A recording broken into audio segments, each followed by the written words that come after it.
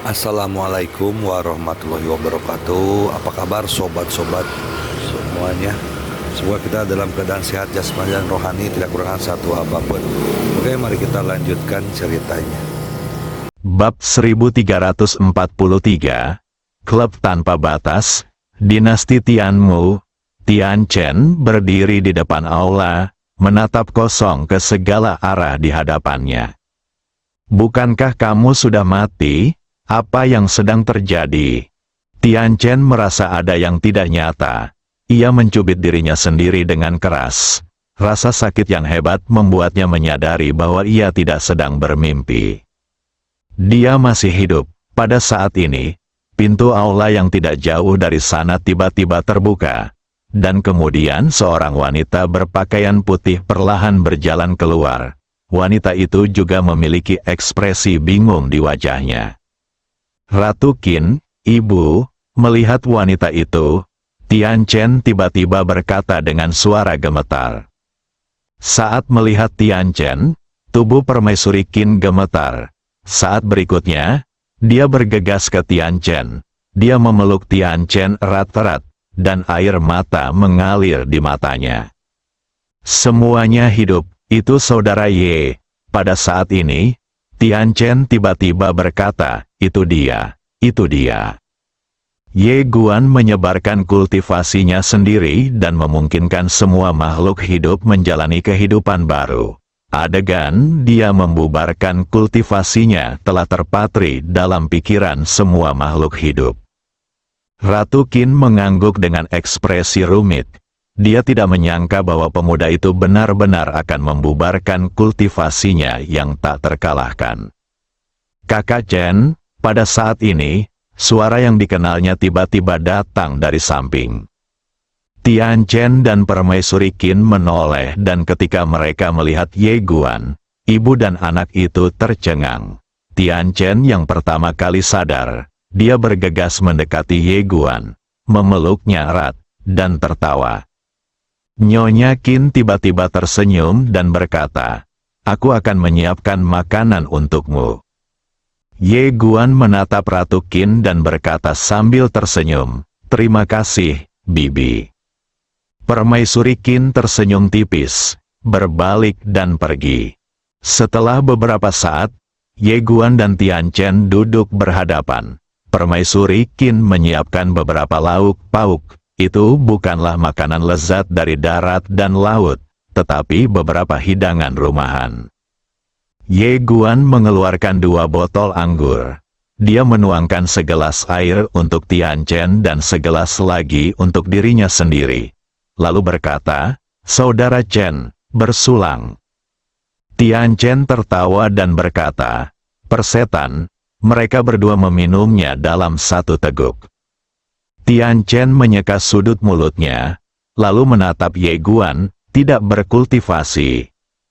Ye Guan mengangguk, tidak lagi, senyum Tian Chen berangsur-angsur memudar. Jadi, apa rencanamu untuk masa depan?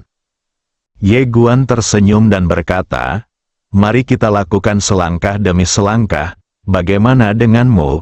Apa rencanamu untuk masa depan? Tian Chen berkata dengan suara yang dalam, berlatihlah. Ye Guan mengambil sepotong daging dan memasukkannya ke dalam mulutnya. Lalu berkata sambil tersenyum, tidakkah kamu ingin menjadi kaisar terhebat sepanjang masa? Tian Chen menggelengkan kepalanya. Aku merasa aku tidak cocok menjadi kaisar. Aku masih suka kebebasan. Sambil berkata demikian, dia melirik Ratu Qin yang duduk di samping mereka sambil menuangkan anggur untuk kedua bersaudara itu. Aku ingin mengajak ibuku jalan-jalan dulu, lalu berlatih keras untuk menjadi orang terkuat di dunia. Aku tidak bisa menahanmu.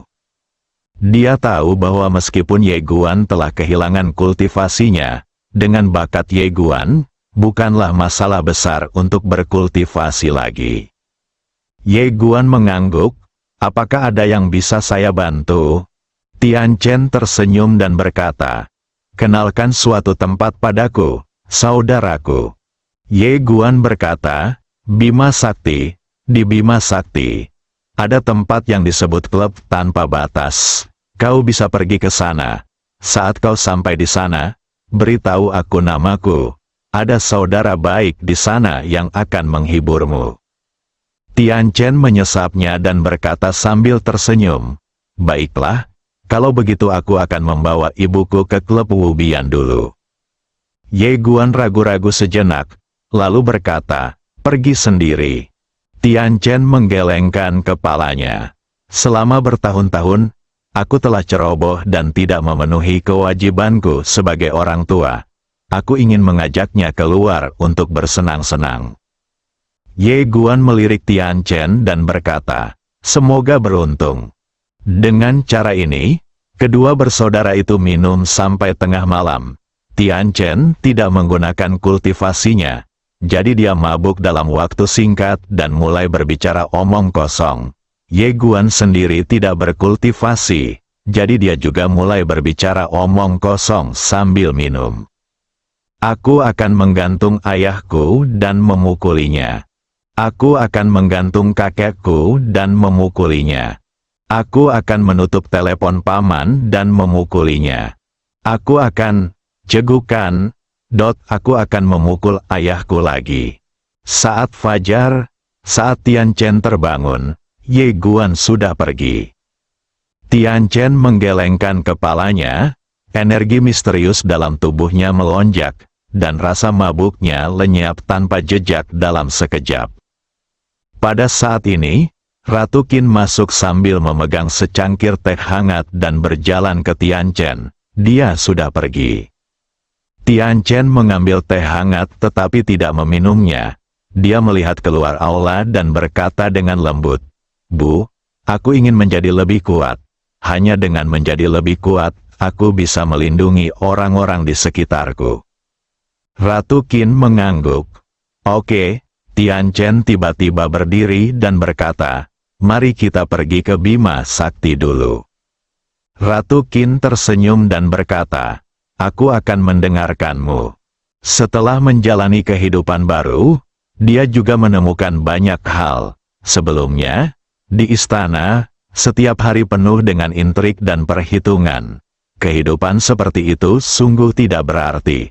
Sekarang, dia hanya ingin menjalani kehidupan yang baik. Seolah teringat sesuatu, Permaisuri Qin berkata, "Ucapkan selamat tinggal pada kakak laki-lakimu."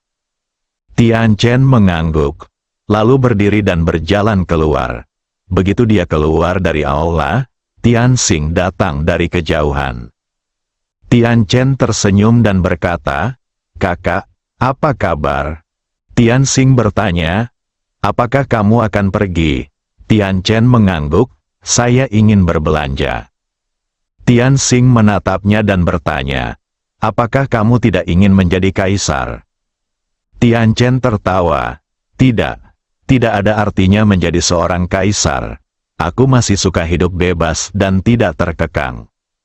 Sambil berbicara, dia menatap Tian Xing dan berkata dengan tegas, "Saudaraku, kamu lebih cocok menjadi kaisar daripada aku.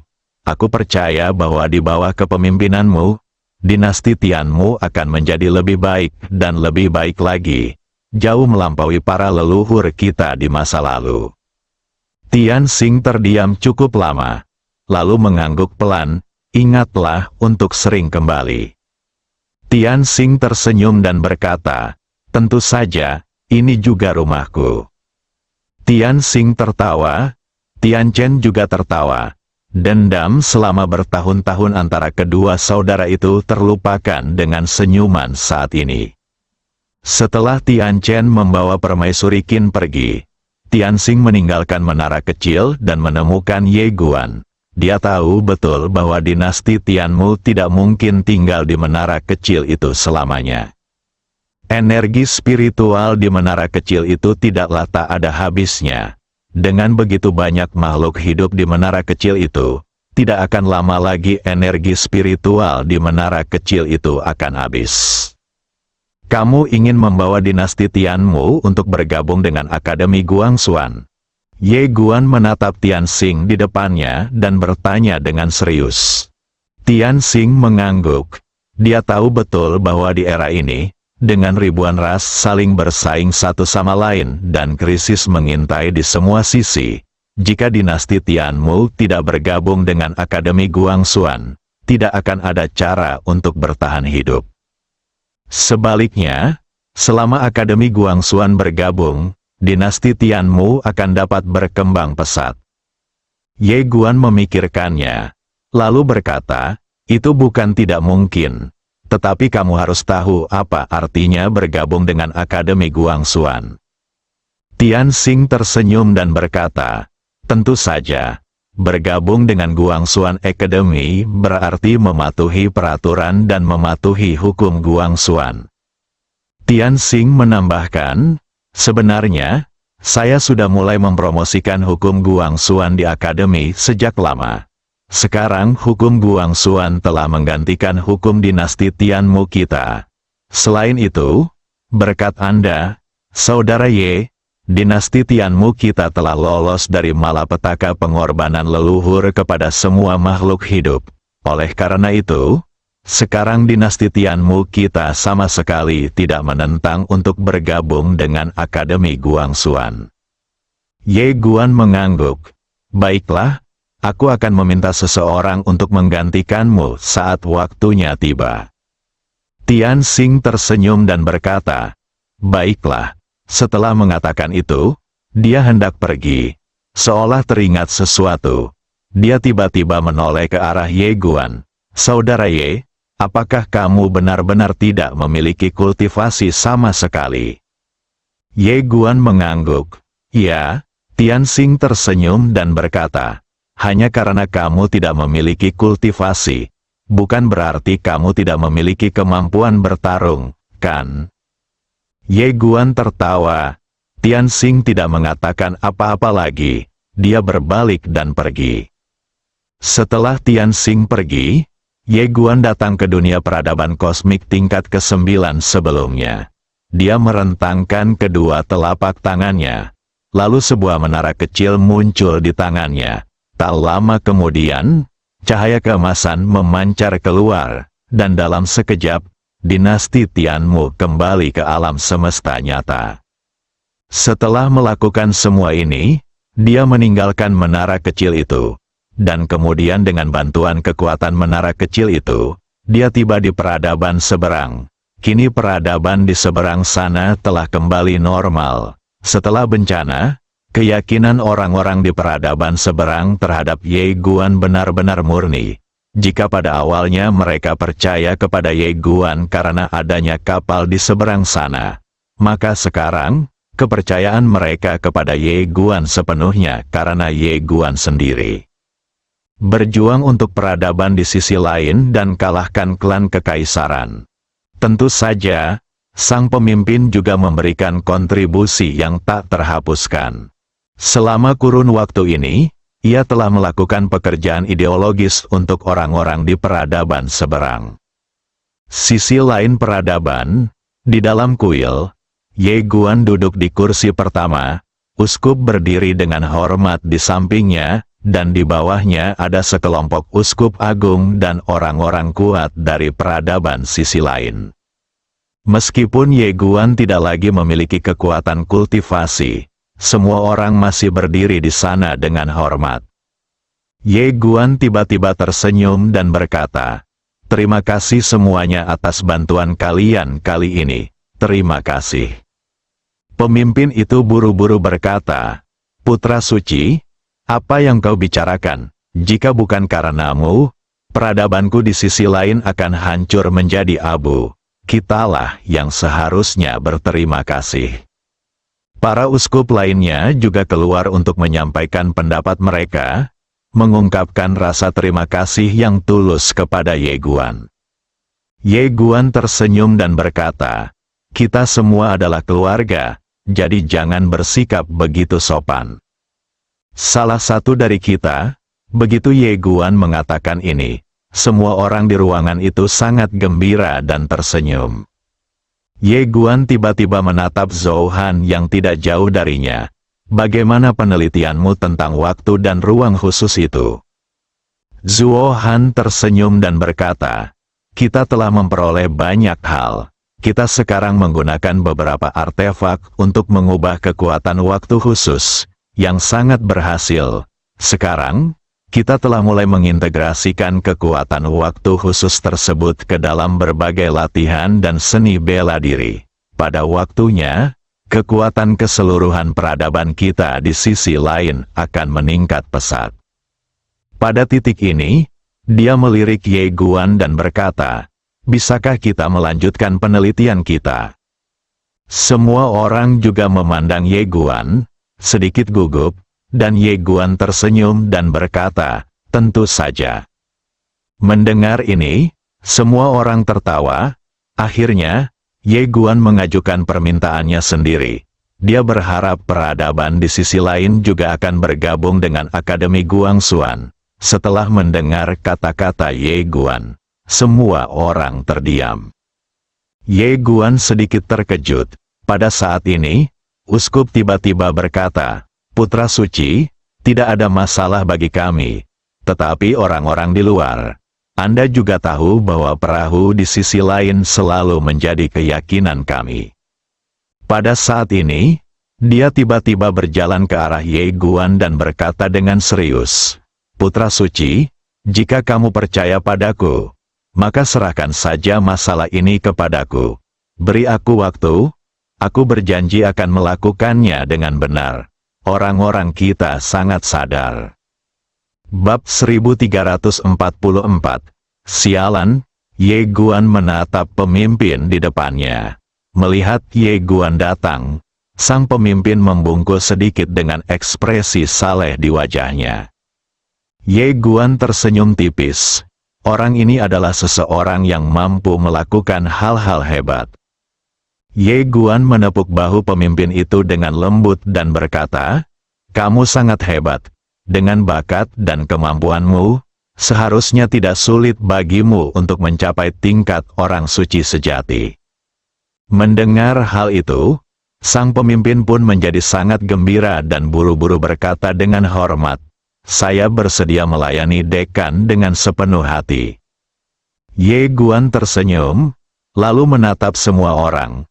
Tugas yang paling mendesak adalah melakukan yang terbaik untuk meningkatkan kekuatan peradaban di sisi lain, sehingga kalian dapat terus berlatih dan meneliti di menara kecil. Dia sekarang harus mulai mengembangkan kekuatannya dengan giat, dan di antara semua kekuatan peradabannya, peradaban pihak lain tidak diragukan lagi yang terkuat sekarang. Dia ingin membina lebih banyak orang suci sejati, bahkan mereka yang telah melampaui jalan setengah langkah.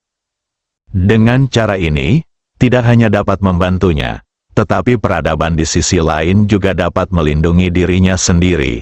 Lagi pula, semakin kuat orang-orang yang percaya kepadanya, semakin kuat pula dia nantinya. Karena ketika kesadaran spiritualnya berkelana melintasi alam semesta dan galaksi sebelumnya, dia melihat terlalu banyak alam semesta yang beradab dan orang-orang yang kuat. Dibandingkan dengan peradaban dan orang-orang kuat itu, peradaban saat ini di sisi lain masih terlalu lemah. Belum lagi peradaban di sisi lain, bahkan klan kekaisaran pun sedikit kurang memadai. Mendengar kata-kata Ye Guan, semua orang di aula sangat gembira. Ye Guan masih mementingkan peradaban di sisi lain, dan dengan bantuan Ye Guan, kekuatan keseluruhan peradaban di sisi lain pasti akan meningkat pesat. Setelah Ye Guan menjelaskan sesuatu kepada semua orang, dia datang ke menara kecil. Dia ingin memasuki alam semesta Guangxuan, tetapi dia tidak bisa masuk sama sekali. Ini membuatnya sedikit bingung, bibiku tidak mengizinkanku masuk. Ye Guan berdiri di depan waktu dan ruang khusus itu dengan kerutan di wajahnya. Pada saat ini, Xiao Ta tiba-tiba berkata, "Bibimu pasti punya idenya sendiri." Ye Guan berdiri di depan ruang dan waktu yang misterius itu. Setelah terdiam lama, dia berbalik dan pergi. Seperti yang dikatakan kakek Ta, kita tidak bisa masuk sekarang.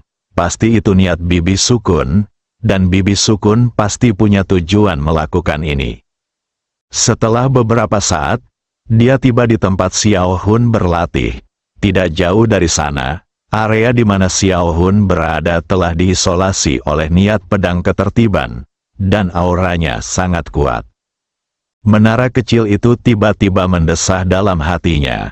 Setelah kejadian ini, ia mengerti banyak hal. Jiwa kecil juga punya mimpi, dan ini tidak bisa terus berlanjut. Ia juga ingin mencari cara untuk menjadi kaisar.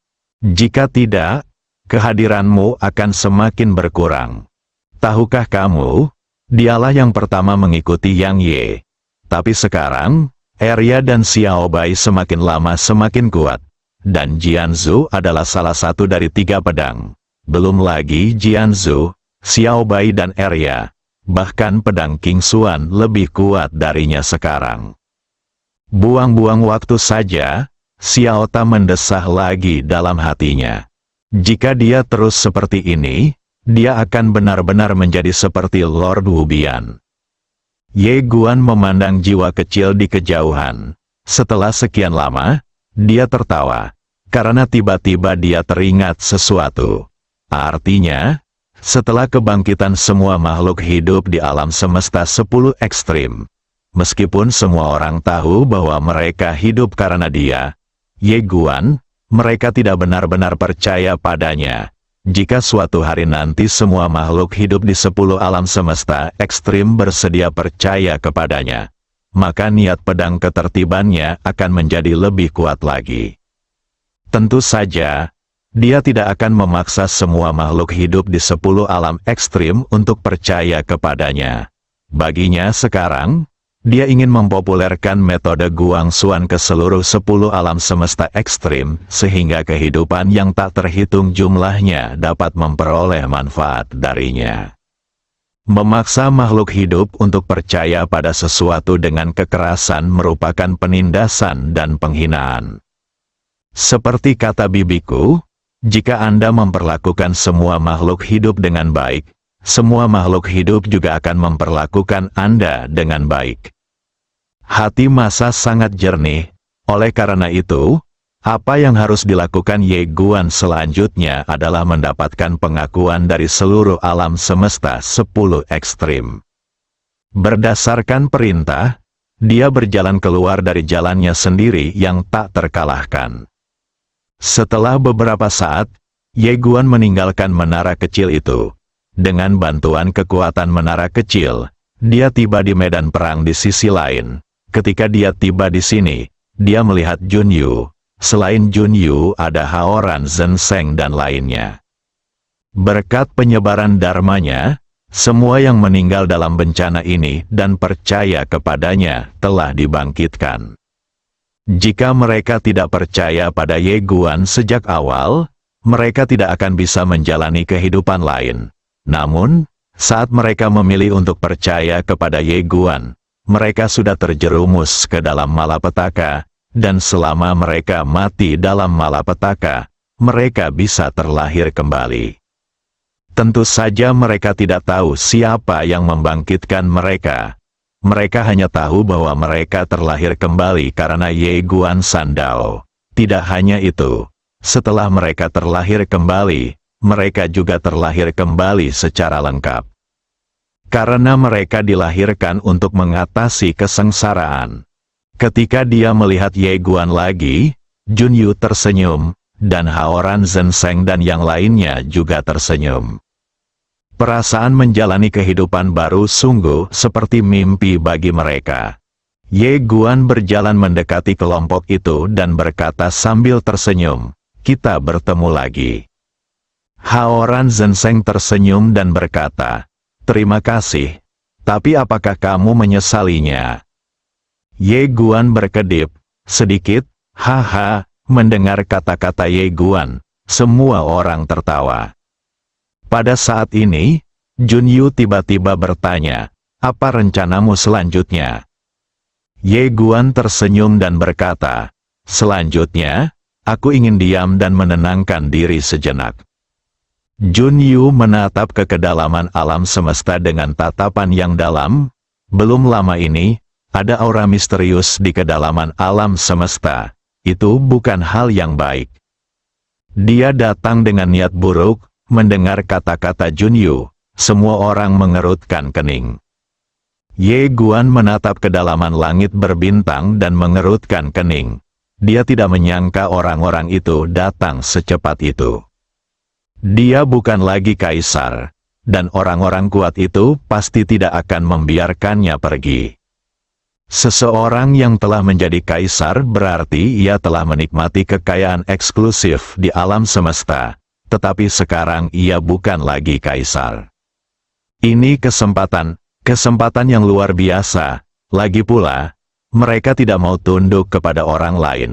Jika Ye Guan masih menjadi kaisar, mereka tidak punya pilihan lain dan akan menyingkirkan semua ambisi dan keunggulan mereka. Tapi sekarang, Ye Guan bukan lagi kaisar. Bagaimana mereka bisa bersedia tunduk? Apakah raja, pangeran, jenderal, dan menteri berasal dari spesies yang berbeda? Peradaban yang tak terhitung jumlahnya, keluarga yang tak terhitung jumlahnya, orang-orang kuat yang tak terhitung jumlahnya, telah mulai membuat rencana. Bagi mereka, ini adalah kesempatan besar yang belum pernah terjadi sebelumnya. Junyu tiba-tiba menatap Ye Guan. Apakah butuh waktu? Ye Guan mengangguk. Memang butuh sedikit. Junyu menatapnya dan berkata, kami akan menjagamu di sini. Ye Guan tersenyum dan hendak berbicara ketika Junyu berkata, ada seseorang yang ingin bertemu denganmu juga. Ikutlah denganku. Setelah berkata demikian, dia membawa Ye Guan dan menghilang dari tempat itu. Setelah beberapa waktu, Junyu membawa Ye Guan ke sebuah suku. Di depan sebuah gubuk jerami, Ye Guan melihat seorang pria paruh baya. Orang suci sejati yang asli, Ye Guan sedikit terkejut melihatnya. Karena santo sejati yang asli telah tumbang sejak lama. Bagaimana dia bisa dibangkitkan? Apakah karena dia akhirnya percaya pada dirinya sendiri? Apakah ini oke? Ye Guan bingung. Orang suci sejati awal memandang Ye Guan yang penuh keraguan, lalu tersenyum tipis. Duduklah. Ye Guan dan Junyu berjalan mendekatinya dan duduk di bangku kayu di depannya. Sang santo awal menatap ke langit dan berkata lembut, ini benar-benar seperti mimpi. Ye Guan ragu-ragu sejenak, lalu berkata, senior. Sang santo asli menggelengkan kepalanya dan tersenyum. Jangan tanya padaku, karena aku juga tidak tahu. Ye Guan, orang suci sejati awal memandang Ye Guan, juga agak bingung, kau juga tidak tahu. Dia tahu bahwa dia hidup karena Ye Guan Sandao, tetapi jauh di dalam hatinya dia tidak benar-benar yakin bahwa Ye Guan memiliki kemampuan untuk membangkitkannya. Karena ini sungguh agak keterlaluan, Junyu juga menoleh menatap Ye Guan dengan kebingungan di matanya. Ye Guan tersenyum dan berkata, tidak peduli apapun, tetap hidup adalah hal yang baik. Apa rencanamu selanjutnya, senior? Sang santo sejati awal menatap ke langit dan berkata, apakah kau butuh waktu selanjutnya? Ye Guan mengangguk, ya. Saint asli menatapnya dan berkata, Junyu dan aku akan tinggal di sini untuk mengulur waktu. Lakukan apapun yang ingin kau lakukan secepatnya. Seorang kaisar agung telah muncul di sini sebelumnya. Jadi orang-orang di luar itu harus berhati-hati dan tidak berani bertindak gegabah. Namun, mereka pasti akan segera bertindak, karena tidak seorang pun dapat menolak godaan ini. Bahkan dia agak tersentuh. Ye Guan saat ini telah menjadi kaisar. Dapat dikatakan bahwa Ye Guan penuh dengan harta karun. Ye Guan melirik ke kedalaman langit dan berkata sambil tersenyum, mari kita lihat siapa yang akan menyerang lebih dulu. Chu Shi, Zhen Sheng dan Junyu sama-sama sedikit penasaran. Mungkinkah makhluk kecil ini punya sesuatu yang dapat diandalkan? Pada saat ini, Ye Guan mengeluarkan perahu tepi lainnya dan menyerahkannya kepada orang suci asli. Tetapi orang suci asli menggelengkan kepalanya dan berkata, "Sekarang itu milikmu." Ye Guan hendak berbicara ketika orang suci sejati dari awal tersenyum dan berkata, "Benda ini memiliki roh. Ketika mengikutimu, ia tidak menolakmu, yang membuktikan bahwa ia telah mengenalimu." Ye Guan tersenyum dan berkata, "Kalau begitu biarkan saja dia memilih lagi." Sambil berkata demikian, dia melonggarkan cengkeramannya. Perahu di sisi lain bergetar pelan, dan tanpa ragu-ragu, perahu itu terbang langsung kembali ke tangannya. Oh sial, orang lain mungkin tidak tahu nasib rok polos, tapi ia tahu. Ini pertama kalinya aku melihat makhluk sehebat tuanku. Pegang paha Anda terlebih dahulu, lagi pula, ini adalah satu-satunya kesempatannya untuk pulang. Melihat perahu tepi lainnya kembali ke tangan Ye Guan, sang santo sejati awal tertawa, "Ia tetap memilihmu." Ye Guan melirik perahu lain di tangannya dan berkata sambil tersenyum, "Kalau begitu, ikut saja aku." Sambil berkata demikian, dia menyingkirkan perahunya. Ye Guan mengangkat kepalanya dan menatap kedalaman langit berbintang. "Saya ingin pergi ke klan kekaisaran." Jun Yu sedikit mengernyit, "Sebelumnya keluarga kekaisaran menyatakan ketundukannya padamu, tapi sekarang." Ye Guan tersenyum tipis. "Beri mereka kesempatan lagi untuk memilih. Kata Saint sejati pada awalnya, kami akan pergi bersamamu." Ye Guan menggelengkan kepalanya. "Dua senior, jaga diri kalian baik-baik, semakin kuat kalian, semakin kuat pula aku." Setelah berkata demikian, dia meminta Guru Ta untuk membawanya dan menghilang saat itu juga. Sang santo sejati asli menatap ke kedalaman langit dan perlahan mengepalkan tangannya. Setelah menjalani kehidupan baru, ia menemukan bahwa ia telah berubah total. Setelah kematian sesungguhnya, kondisi pikirannya berubah drastis.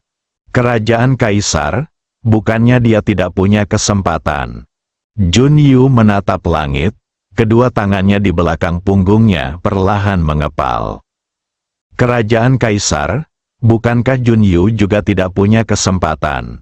Di luar, Ye Guan memandang versi miniatur perahu tepi lain di tangannya dengan rasa ingin tahu. Xiao Ta tiba-tiba bertanya, "Di mana kamu akan berlatih lagi, bercocok tanam kembali?" Ye Guan sedikit terkejut. "Apa yang sedang kamu latih?" Xiao Ta berkata dengan santai, "Tentu saja, aku harus mengolah wilayahku lagi, Guru Ta. Bagaimana menurutmu?" Ye Guan terkekeh. "Aku bahkan tidak punya alam. Alam apa yang masih aku kembangkan? Apa-apaan?" Bersambung.